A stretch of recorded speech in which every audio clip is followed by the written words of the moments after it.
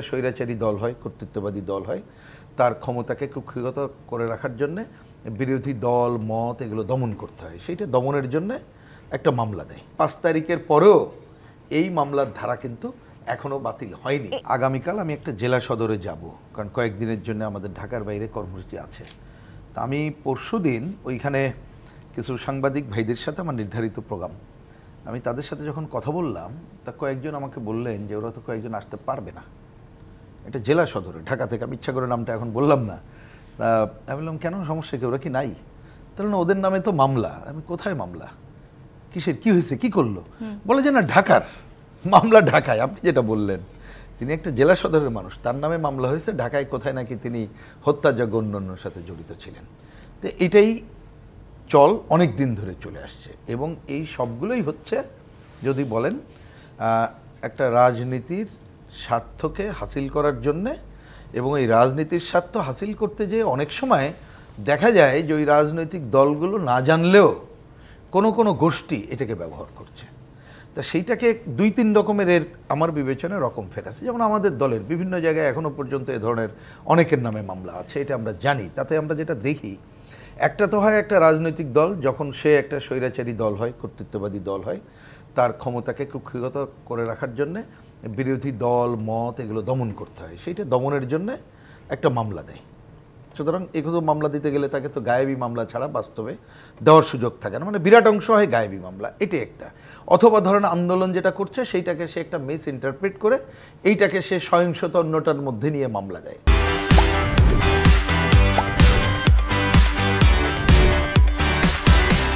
তার হয়তো বা বাস্তব ভিত্তি নাই, এবং আরও অনেকগুলো যে নীতিমালা তৈরি করে সে নীতিমালার ভিত্তিতেও সেটা দেয়। এটা একটা হয়।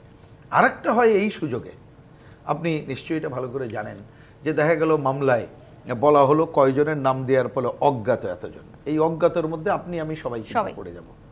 এটার জন্য পুলিশ প্রশাসন অন্যান্য যারা ছিল তারা এই কাজটা করে, এবং এটা একটা যে বাণিজ্যে রূপান্তরিত, এটা সবাই বহুল প্রচলিত, এটা জানে।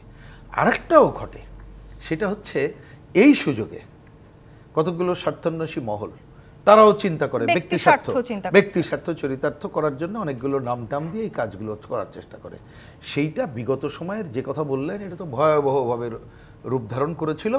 এবং এটার থেকে আপনি যতক্ষণ না পর্যন্ত একটা গণতন্ত্রকে একটা প্রাতিষ্ঠানিক রূপ না দিতে পারবেন, যতক্ষণ পর্যন্ত স্বচ্ছতা জবাবদিহিতা নিশ্চিত না করা যাবে, আইনের শাসন প্রতিষ্ঠা না করতে পারবো, ততক্ষণ এটা চলতে থাকবে। কিন্তু রুহিন হাসান প্রিন্স, এই যে আপনি বলছিলেন যে আসলে সবাই নিজেদের স্বার্থে এই ধরনের মামলা দিচ্ছে, কোন রাজনৈতিক দল কি আদৌ এই স্বার্থের বাইরে বেরিয়ে আসতে পেরেছেন এখনো পর্যন্ত?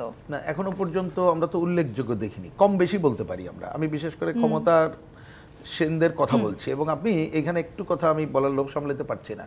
দেখবেন যে ক্ষমতাসীন বা বাংলাদেশের বাস্তবতাটা এমন দাঁড়িয়েছে, প্রথমে যদি কোনো রাজনৈতিক দল ক্ষমতায় আসেও, আসার পরে তাকে নির্ভর করতে হয় আমলা এবং অন্যান্য সংস্থাগুলোর উপরে, তার পুরনো ফরম্যাটটার মধ্য দিয়ে কিন্তু চলে আসে। কিন্তু ওই যে কথাগুলো আমি বললাম, যদি আপনি গণতন্ত্রকে প্রাতিষ্ঠানিক রূপ দেওয়া যেত, স্বচ্ছতা জবাবদিহিতা আমরা নিশ্চিত করতে পারতাম, আইনের শাসন নিশ্চিত করতে পারতাম, তাহলে দল ক্ষমতায় গেলেও এই কাজ করতে পারতো না। আপনি এই ধারা দেখবেন, শুধুমাত্র আমরা আজকে যে আলোচনাগুলো করছি, আমি শুনলাম আইন উপদেষ্টা যেটা বলছে, ধন্যবাদ জানাই যদি এই কাজ করতে পারে। কিন্তু এই সাথে আমিও বিনীতভাবে ওনাকে বলবো যে উনিও ভালো জানেন যে এই 5 তারিখের পরেও এই মামলার ধারা কিন্তু এখনো বাতিল হয়নি, সেইটাকেও ওনাদেরকে রিভিজিট করতে হবে।